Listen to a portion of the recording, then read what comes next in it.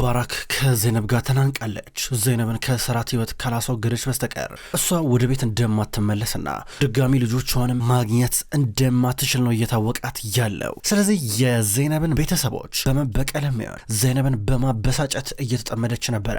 ለመጨረሻ ጊዜ በሰራችው ጥፋት ምክንያት ከቤት ተባራለች። ባራክ በተለይ ደግሞ አሁን ለብቻዋ ሆቴል ውስጥ ሆና የምታሰበው እንዴት አድርጋ የዘይነብን ቤተሰብ መጉዳት እንዳለባት ነው። ስለዚህ ረፊቃን የዘይነብን እናት አዲሱ ልትከራይ ባሰበችው ቤት ውስጥ ቤቱን እንድታጸዳ አርጋታለች። ይህን ሁሉ ነገር የምታቀነባብረው ደግሞ የምታግዛት ቶሊያ ናት። ሰራት በአንድ በኩል ቢሮ ውስጥ ነበር። ከትምህርት ቤት ተደወለለት። ልጅህ ኤኪም ከአንድ ልጅ ጋር ተደባደበች በሚል ነበረ የተጠራው። ዘይነብ ቁሷን ብትሆን ቁጭ ብላ ሰራት እስኪመጣ ድረስ እየጠበቀችው ነበረ። ቶሊያ ቤቱ የምታጸዳ መስላ ዝም ብላ ቆማ ነበር የምታይ። ረፊቃናት ቤቱ የምትወለውለው። በድንገት ነበር ባራክ የመጣቸው። ባራክ ስትቆም በዛ ጫሟ በቀጥታ ነበረ ረፊቃ ቀና ብላ ያየቻት። ስታያት ደነገጠች። መስኮቱን በደንብ አዝጁ ቆሻሻ እንዲኖረው ትላታለች። ረፊቃ ተናዳ ቶሊያ ላይ የጮች ባል ነበረ። እንዴት አትነግሪኝም ነበር እሷ እንደሆነች ስትላን ነበረ። ይህ የእሷ ቤት የምትከራየው አዲሱ ቤት እንደሆነ አልገባትም ነበር መጀመሪያ። አሁን ሲገባት በጣም ተበሳጨች። በአንድ በኩል ባራክ ደግሞ ገና ምን አይተሽ ትላታለች። ረፊቃ እዚህ ጋር አላጸዳም፣ ሁሉም ነገር ጥንቅር ብሎ ይቅርብኝ ትላለች። ከዛ ባራክ ብሬን አምጪ ገንዘብ መልሺ ስትላን ነበር። ረፊቃ ደግሞ ያንን ገንዘብ ለሙስጠፋ ሰጥተው ነበር ባንክ አስገባ ብለው ድጋሚ ሄዳ አምጣ ልትለው ነው። ስለዚህ እንደማይሆን ሲገባት ተንበርክካ መሬቱን መወልወሏን ቀጠለች። ቶሊያን ግን በንዴትና በእለ ስታያት ነበረ። በሌላ በኩል ሰራት ትምህርት ቤት መጥተዋል። ዘይነብ እንደ ዳይሬክተር ነገር ናት። ሁለቱንም የትቤት ልጅንም ኢኪምንም ማስቀምጣ ስታናግራቸው ነበረ። አባዬ አይኖቹን ሲያጉረጠርጥብኝ ሲገለማመጠኝ ነገር አልቻልኩም፣ በቃ አልቻልኩም፣ ለምን እንደዚህ ያየኛል በቃ እያለች እንዴት እንደገፈተረችውና እንደተጣሉ ትናገራለች። ኢኪም አቶ ሰራት እንግዲህ እንደሰማው ነው ነገሩ እንደሰማው ነው። እኔ እንግዲህ ይቅርታ ብላ እንድጠይቀው ነግሬያን ነበረ፣ ነገር ግን ሁለቱም እንዲታረቁ እሷ አልተስማማችም ብላ ትናገራለች። በጭራሽ ነው ይቅርታ ማለት ነው። በጭራሽ ምን ልታረቂ ነው? የዲሲፕሊን ኮሚቴ ልታመለክችብኝ ነው አለቻት። አስፈላጊ ከሆነ አደርገዋለሁ ኢኪም ስትል ነበረ። ዘይነብ በአንድ በኩል እዚህ ጋር ቤት ውስጥ እንደምታውቃት ዘይነብ ሳትሆን የትምህርት ቤቷ ዳይሬክተር ዘይነብ ሆነችባት። እንደዚህ ነገር እዚህ ትምህርት ቤት ውስጥ እንዲፈጠሩ በጭራሽ አልፈቅድም ኢኪም፣ ይህን ነገር ማወቅ አለብሽ ስትል ነበረ።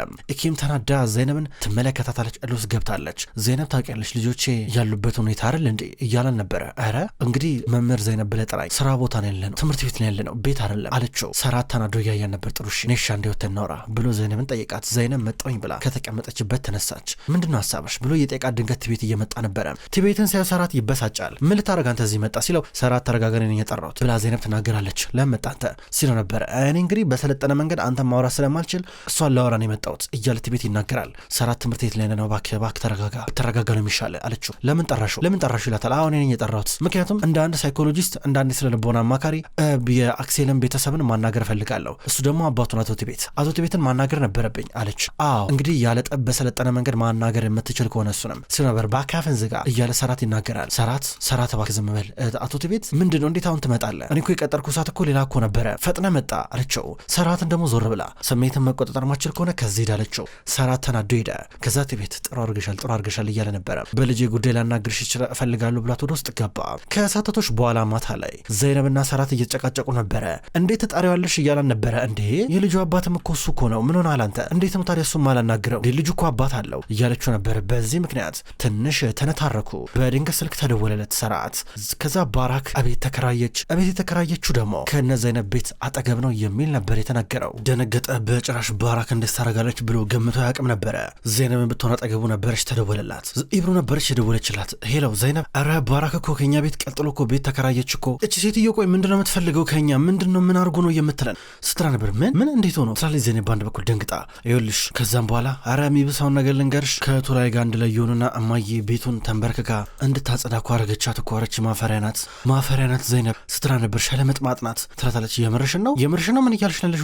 ዝጊ መጣው ብላ ዘይነብ ስልኩን ዘጋቸው። ከዛ ሰራት ባራክ እኮ እናንተ ሰፈር ገባችሁ እኮ ስትላ ነበረ። ስሟ ሄጄ ጉዷን ነው ማሳያት ስትል ነበር። ምን ተፈጠረ? ምንም መጋጨት እኮ አያስፈልግም እኮ በንግግር መፍታት እንችላለን ይላታል ዘና ብለው። ከዛ እሷ ንግግር የሚባል ነገር የለም አቶ ሰራት፣ ንግግር የሚባል ነገር የለም፣ መስመሩን እያለፈ ጉዳይ ነው ትሏለች። በሌላ በኩል ደግሞ ጂያን ማታ ቤት እየመጣ ነው ያለው። ጂያን እንኳን ደህና መጣ ትለዋለች እናቱ። ከዛም በኋላ ጂያን እኔ የምልህ የእንትናን ጉዳይ እንዴት አደረከው? የአዝራን ጉዳይ የስለልቦና አማካሪ ያገኘላት እንዳለችው አዎ አግኝቻለሁ፣ ነገ እንሄዳለን አብረን አላት። በጣም አሪፍ ትለዋለች። እማዬ ግን ማለት በዚህ ጉዳይ በጣም ተጠምደሻል፣ አዝራ ሰሞኑን እያመማት ነው እንዴ አላት። ኧረ አይደለም ዝም ብዬ ነው ስለሚያስፈልገን ነው አለችው። እሺ ብሏት መኝታ ክፍል ገባ። ከዛም በኋላ ሲገባ አዝራ እግሯን እያመማን ነበረ። ጠባብ ጫማ ነበር ሰሞኑን የገዛላት። የኔ ፍቅር ምን እያረግሽ ነው ይላታል። ምስጋና ላንተ፣ አሁን እግሬ መጥፎ ሁኔታ ነው ያለው፣ ወደድከው ተመቸህ፣ ከዚህ በላይ ደግሞ በደንብ ይላላጠልህና ትወደዋለህ አለችው። እሺ ገባኝ በቃ ገብቶኛል፣ ነገ ሄደሽ የፈለግሽውን ጫማ ግዢ በፈለግሽው መጠን፣ እሺ ከዚህ በኋላ እግርሽ እንትን እንዲል አልፈልግም፣ ችግር የለም እያለ ነበረ። ሌላ መንገድ እንፈልጋለን አላት። ከዛ ዝም ብሎ አያታያትና አዝራ ታውቂያለሽ ምንድን ነው ሰሞኑን በጣም የሚሆን ነገር እያሳየሽ ነበር ማለት እማዬ ፊት በጣም የደበረሽ ምናምን መስለሽ እየቀረብሽ ነው መሰለኝ፣ እሷ ደግሞ የስለልቦና አማካሪ ጋር ውሰዳት ምናምን ስትለኝ ነበረ፣ ምንድን ነው ነገሩ ብሎ ጠየቃት። እኔ እንግዲህ ምንም እየደበኩት ያለውን ነገር የለም፣ ከደበረኝ ነው በማለት ተናገረሽ። ምን ነው የሚደብርሽ? ከኔ በላይ በዚህ ምድር ደስታ የሚሰጥሽ ሰው አለ እንዴ? ይህን የመሰለ እየተንደላቀቀ ህይወት ውስጥ እየኖርሽ ደበረኝ ምናምን ነገር ስትይ ትንሽ አታፍሪም እንዴ? ለማንኛውም ነገር ስልክሽን ታጠፊና ወንዝ ዳር ሄደሽ ትቀመጫለሽ፣ ከዛ ስትመለሽ የስለልቦና አማካሪ እንዳናገርሽ ትመስያለሽ ማለት ነው። ገባሽ አይደለ? እኔ ምንም አይነት ችግር አልፈለግም የኔ ፍቅር። ከዛ ብሎ አልጋው ላይ ጋደም አለና የኔ ፍቅር እስኪ ዛሬ ሞክሬ፣ ዛሬ ምናልባት ምርመራ ማድረግ ይኖርብሻል፣ ዛሬ ብናረግ እንዴት ነው የማርገዝ እድላችን ይሰፋል አይደለ? እንሞክራ ዛሬ እያላን ነበረ። እሺ አለችውና ዞር አለች። ፈገግ ብሎ እያያን ነበረ። በሌላ በኩል የአባቱ በመኪና አደጋ የተገጨበት ልጅ አሁን በቀል እያለው ነው። ድንገት ሞተረኛው መጣ። ጓደኛው ነበረ። እንቅልፍ መተኛት አቃተኝ አለው። ምን ተፈጠረ ብሎ ሲጠይቀው ያ የቅድሙ ልጅ እኮ ተከተልኩት እኮ ደረስኩበት እኮ የአባቴ ገዳይ ሱ ሳይሆን አይቀርም አለው። ይህ ጓደኛው ደግሞ ተው እንደሱ አትወስን ይለዋል። አይ እሱ ነው ሲለው ነበረ። ምናልባት ያ በመኪና አባትን የገጨው ሰው እየላከው ቢሆን ሲል ልጅ አለው። ልጁ ግን ከገም ብሎ እሱ መሆን አለበት እያል ነበር። እበቀለዋለሁ ሄጄ ወይ ጠይቀዋለሁ ሲል ነበር። በሌላ በኩል ኢብሮ ከቱሊያ ጋር እየተጣላች ነው። ወደ ቤቷ መጣችላት። ቱሊያ በር ሲንኳኳ ማን ነው ብላ በር ስትከፍት ኢብሮ ባንዴ ጆሮዋን እየጎተተች ምን ስለሆንሽ ነው አንቺ እናቴ ላይ እንደዚህ የምታረጊው ብላ ስታስጨንቃን ነበረ። ቱሊያ ደግሞ ባክሽ ልቀቂኝ አበዛሽው ነው ስትላን ነበረ። ምን ልታረጊ ነው ስትላን ነበረ። ሄጄ ከጃን ጋር አንድ ላይ እንደነበርሽ እናገራለሁ ስትላት ለዓለም ሁሉ ተናገር፣ አይመለከተኝም ከዚህ በኋላ ቤተሰቤ ላይ አንድ ነገር ብታረጊ እገልሻለሁ ቱሊያ፣ ከዚህ በኋላ አልፈራሽም ብላት ሄደች። ቱሊያ ግራ ገብቷት ቤቷ ተቀመጠች። ባራክ ቤቷን እያስተካከለች ነው። ድንገት በር ተንኳኳ። ዘይነብ ወደ ውስጥ ገባች። አንቺ ግን ትንሽ አታፍሪም እንዴ? ጉዳይሽ ከኔ ጋር አለ እንዴ? እንዴት እናቴ ቤት እንድታጸዳ ታረጊያታለሽ? ችግርሽ ከኔ ጋር አለ እንዴ? ከኔ ጋር ምንም ማረክ አለብሽ፣ ከኔ ጋር ሁሉን ነገር እናረጋለን። ምንድነው ታዲያ ወደ እናቴ ዞረሽ ስትላን ነበረ። እኔ ምንም አቅልሽ ነገር የለም እንግዲህ ቤቴን እንዲጸዳ ጠይቄ ነበር፣ ነገር ግን ቤቱን ያከራየልኝ ሰው እናትሽን ላከልኝ፣ ምን ማድረግ ነበረብኝ ትላታለች እየሳቀች። ማምንሽ ይመስልሻል? ይህን ስትይኝ እኔ ማምንሽ ይመስልሻል? ሆን ብለሽ እናቴ እንድትጠራ አድርገሽ ነው፣ ሆን ብለሽ ንዴትሽን በሙሉ እናቴ ላይ መወጣታትሽን ባራክ እየነገርኩሽ ነው ስትላን ነበረ። አንቺ ትንሽ ችግር አለብሽ በቃ እኔ ማቅልሽ ነገር የለም፣ እኔን እየመጣሽ አጨቅጭቅኝ ስትላን ነበረ። ባራክ እርጉዝ በመሆንሽ ፈጣሪሽን አመስገኝ፣ አለበለዚያ ጸጉርሽን እየጎተትኩኝ እዛ ተቦስ ከትሽ ነበር አለቻት። ከዛ በኋላ ሰራትን ቢሆን ወደ ባራክ እየቀረበ ባራክ ከፍቹ በኋላ በጣም ብዙ ገንዘብ አግኝተሻል፣ የፈለግሽው ቤት ሄደሽ መኖር ትችያለሽ፣ የፈለግሽው ቦታ መሄድ ትችያለሽ፣ ቢቀርብሽ ይሻላል አላት። ለምን እስኪ ማለቴ እዚህ አካባቢ ሰዎቹ ጥሩ ናቸው ደግሞ ደስ ይላሉ። ዘይነብንም እንኳን ደስ ስላለች አይደል እንደ ቤት ያስገባት ስትለው ነበር። ምንድነው የምትይው ብላ ዘይነብ እየጮች ነበረ። ከዚህ በኋላ ባራክ ባላሽ ሁሉ ደስ ይለኛል፣ እባክሽ ይኸውልሽ ስሜቴን በጣም እንትን እንድላት ታርጊኝ፣ በቃ ከዚህ በኋላ የዘይነብን ቤተሰብ እጎዳለሁ በይና ጉዳዩ ከኔ ይሆናል፣ ከኔ ጋር ትጣያለሽ፣ ዘይነብ እንሂድ በቃ እያላን ነበር። እሷን ደገፍ አድርጎ አብረው ተያይዘው ከቤቷ ወጥተው ይሄዳሉ። ባራክ ሳታስበው ከሰራት ጋር መጣላት ሆኗል ስራዋ። ዘይነብ የሆነ ነገር በሆነች ቁጥር ሰራት ነው ከእሷ ጋር መጥቶ የሚጋፈጠው። ዘይነብ በጠዋት አልጋዋ ላይ ናት። ኢብሮ ደወለችላት። ዛሬ እኮ የሰርግሽ ቀን እኮ ነው፣ ዛሬ እኮ ሰራት ተጀር የምታገቢበት ቀን ነው፣ ምንድነው ፈታ ዘና በያ ስትላን ነበረ። ዘይነብ ደግሞ ከእንቅልፏ ገና መንቃቷ ኢብሮ ምሮ የምታካብጁ ይህ እኮ በወረቀት ተጀምሮ በወረቀት የሚያልቅ ጉዳይ ነው ስትላን ነበረ። ኧረ እሱ ብቻ አይደለም እንዴ መነካሽ፣ ይኸውልሽ ነጭ ቀሚስሽን አርጋሽ ምናምን ስትላት እንደዚህ የሚባል ነገር አይሰራም፣ የሁሉ ነገር አያስፈልግም ትላታለች። በውጭ በኩል ደግሞ ሰራትና ጃን ተገናኙ። ዛሬ የሆነች ጉዳይ ያለችብኝ እና አንተ ሁሉ ነገር ትቆጣጠራለህ፣ እኔ ትንሽ ቆይተ ብዬ እመጣለሁ ይሏል ጃን። ጃን ደግሞ ሰራት ምንድነው ችግር አለ እንዴ የልትሄድ ነው ሲለው ድንገት ዘይነብ መጣች። ከዘይነብ ጋር የሆነ ጉዳይ አለ ብሎት ይሄዳል። ከዛ ጃን እየተጠራጠረ ነበረ። ከዛም በኋላ ባራክ ወደ ቲቤት ደወለችለት። እርዳኛ ግዘኝ አለችው። አሁንም ቢሆን እሷ አታቆምም። በአሁኑ ደግሞ ጠንከር ያለ እርምጃ ልትወስድ ነው የዘይነብ ቤተሰብ ላይ። ቲቤት ምን ላርግሽ እያላን ነበረ። ምን አለበት ብትረዳኝ፣ ችግር የለውም እኮ የልጅ እናት እኮ ነኝ አለችው። ከዛ እሺ ብሏት ስልኩን እየዘጋ ነበረ። ከዛ ሰዎቹን ጠራ። የሆን ነገር እንዲያረጉ እየላካቸው ነበረ። ኢብሩን ብትሆን ወደ ሆቴሉ ልጅ ብላ ከቤት ልትወጣ ነው። እናቷ ስራ ልቀቂ ብዬሽ አልነበረ ለምንድነው ሰው የሚልሽን ማሰሜው ትላታለች።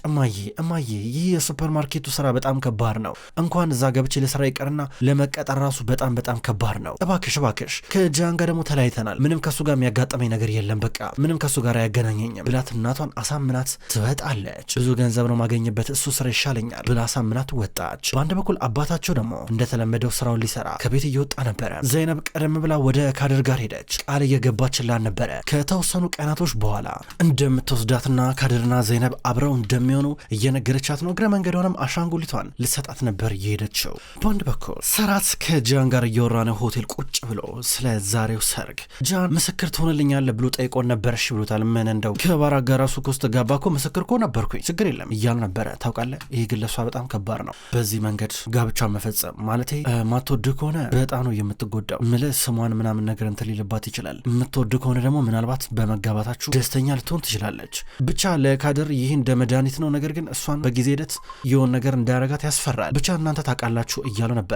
ከዛ ሰራት ደግሞ ችግር ለማታሰብ ዘይነብ በቀላሉ የማትሸነፍ ሰው ናት። በቀላሉ ልቧን አሰጠኝም እንዳለችኝ ታውቃለህ። ባለፈው 3 ልብ እንኳን ቢኖረኝ አንዱንም አልሰጠም ብላኛለች። እኔ ማሳስበው 100 ልብ ራሱ ቢኖራት አንዱንም አልሰጠኝም እያለ ፊትለፊቱ ያለውን ነገር እያነሳ ሲጠጣ ነበረ። ፈገግ ብሎ ጃን ትኩሮ ይመለከተዋል። ኢብሩ ወደ ሆቴሉ መጣች። ስትመጣ ገና ከበር ከስራ ለቀሻል ነበረ እንዴ መጣሽ እያሏን ነበረ። ሴዴፍም አገኘቻት። ለቀሻል ነበረ ወይ ከስራ አለቻት። እንዴ ሴዴፍ የስራ መልቀቂያ ደብዳቤ አስገብቻለሁ እንዳለቻት እሱን አላየውም ስትላ ነበር። እኮ ወደ ስራ ተመልሻለሁ ብላ ሄዳ ቦቷ ላይ ተቀመጠች። እነሱም ጥሏት ሄዱ። ድንገት አበባ እየመጣላን ነበረ። የላከላት ጃን ነው። ስለተመለሽ ደስ ብሎኛል የሚል ነበረ። በጣም ተደሰተች። በአንድ በኩል አዝራ ደግሞ ወደ ቱሊያ ቤት እየሄደች ነው። እንደ ልማዷ ከሙስጣፋ ጋር አብረው የሚሰሩ ስራ አላቸው።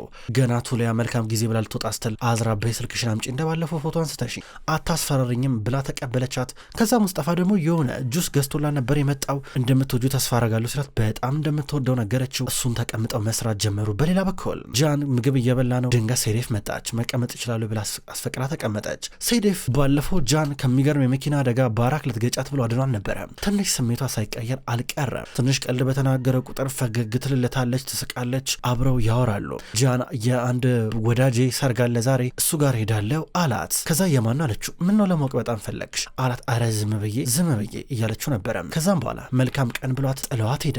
እሱም ከሄደ በኋላ ገርማት ሰስቅ ነበረ። ዘይነብና ኢብሩ ጋብቻ የሚፈጸምበት ቦታ ጋር ተገናኙ። ከዛ ኢብሩ ትንሽ እንኳን መዋብ አለብሽ እያለቻን ነው። ትንሽ እንኳን እንድትዋብ የሆነ ነገር ላድርግ ስትላት አልፈልግም ስትላን ነበረ። ወደ ሆቴል መመለሷንም ነገረቻት። ዘይነብ ስትናደር ነበር። አትናደጅብኝ እባክሽ ይኸውልሽ ቢያንስ እችን ወር እንኳን ልስራ እያለቻት ነበር። የሆነ ነገር አምጥቼልሻለሁ ጌጥ ነገር ጸጉርሽ ላይ ልሰራው አለቻት። አሰረችላት። ዘይነብ ትንሽ ደስ እያላን ነበረ። ድንገት ጃን መጣ። ሰራት አልመጣም እንዴ ይላቸዋል። ኧረ አልመጣም ስብሰባ አለበት፣ ምናልባት ትራፊክ ተዘጋግቶበት ሊሆን ይችላል ይመጣል እያል ነበር። ዘይነብ እየከፋን ነበረ። ከዛ በኋላ ውስጥ ገብተው ሰራት እስኪመጣ እየጠበቁ ብዙ ጠበቁት ሊመጣ አልቻለም። ዘይነብ በጣም እየከፋን ነበረ። እኔ በጣም የከፋኝ ነገር የካደር ጉዳይ ነው። በዚህ ጉዳይ ምክንያት የካደር ሁኔታ እንዳይንጠለጠል አየር ላይ ትላለች ዘይነብ። የዘይነብ አባት መንገድ ላይ አንዳንድ ፋስት ፉዶች ይሸጣል። በድንገት የቤት ሰዎች መጡ። ነገር ፈለጉት፣ ተጣሉት። የያዘው ምግብ በሙሉ ደፉበት። ድፍትፍት አድርገው እዚህ መሸጥ አትችልም ብለውት ጥለውት ሄዱ። ሁሉን ነገር አበላሽተውበት ደፋፍተውበት መኪና ውስጥ ገብተው እልም ብለው ይሄዳሉ። እሱ በአንድ በኩል ግራ ገብቶት የተበላሸውን ነገር ይመለከታል። በአንድ ጊዜ ብዙ ገንዘብ ነበር የሚያጣው። ሰራት አርፍዶ መጣ። ሲመጣ ጋብቻውን የሚፈጽመው ሰው የሁለቱም ፈቃደኝነት እየጠየቀ ነበረ። ሁለቱም ፈቃደኞች ናቸው። በመጨረሻም አጋባቸው። ሁለቱም በይፋ እዚሁ ጋር ባልና ሚስት ሆነዋል። ሁለቱም ባልና ሚስት የሆኑበትን ሰርተፊኬት እየተቀበሉ ነበረ። ተያይዘው እየወጡ በልበል የካድርን ጉዳይ እንጨርስ አለችው። እኔ መጀመሪያ ወደ ሆቴል መሄድ አለብኝ ላድርስሽ እንዴ አላት። ወክ አረጋለሁ አንተ የራስን ስራ አለችው። ጥሩ እሺ በቃ ቻው ብሎ እየሄደ ነበረ። ዘይነብን ብትሆን ወደኋላ እየሄደች ነው። ትንሽ ከፍቷታል። ኢብሩ በአንድ በኩል ቆይ እንዴ ዘይነብ ቆይ ተረጋጊ እንጂ ሰራት ሳስበው በጣም ግራን ይገባኝ። እንዴት እንደዚህ አይነት ነገር ይሆን ፊቱ እንዴት ይቀያየራል ስራ ነበር። ኢብሩ በእናትሽ አጨቅጭቅኝ ተይኝ በእናትሽ ግራ ገብቶኛል እያለች ነበር። ድንገት ለዘይነብ እናቷ ደወለችላት። አባታችሁ እኮ ጥቃት ተፈጸመበት ብላ ነገረቻት። በአንድ በኩል ዘይነብ ቶሎ ብላ ቤል ለመድረስ እየሞከረች ነው። ክብራትና ክብራን እንኳን ወደ ቅመም ስቶሪ የዩቲዩብ ቻናል በሰላም መጣችሁ ውድ ተመልካቾች። በዛሬው ዕለት ወደ እናንተ የታመሙ አበቦች የሚሰኘው ድራማ በዚህ መልኩ ወደ እናንተ አርሻለሁ። ክብራን ተመልካቾች ቅመም ስቶሪ የዩቲዩብ ቻናል ከዚህ በኋላ የታመሙ አበቦች የሚሰኘውን አስገራሚ ደስ የሚል የፍቅር የቱርክ ድራማ ወደ እናንተ ይዞ ይመጣል። ቀኑን ጠብቄ እኔ ወደ እናንተ አደርሳለሁ። ውድ ተመልካቾች በቅጠል ቲቪ የዩቲዩብ ቻናል በሌላኛው ደግሞ የዩቲዩብ ቻናላችን ዘውድ እንዲሁም ሰወረጅ የሚሰኙ አዳዲስ የቱርክ ድራማዎችን ወደ እናንተ አደርሳለሁ። አቀራረቤ የተመቻችሁ የወደዳችሁት ክብራን ተመልካቾች እዛም እየገባችሁ ሄዳችሁ እንድትመለከቱ በትህትና ጠይቃለሁ። የታመሙ አበቦች እንዲሁም ሌሎች ተከታታይ ድራማ ክፍሎች በቀጣይ ወደ እናንተ ይደርሳል። በቀጣይ በአዲስ ቪዲዮ እስከምንገናኝ ድረስ በያላችሁበት መልካም ቆይታ ይሆን።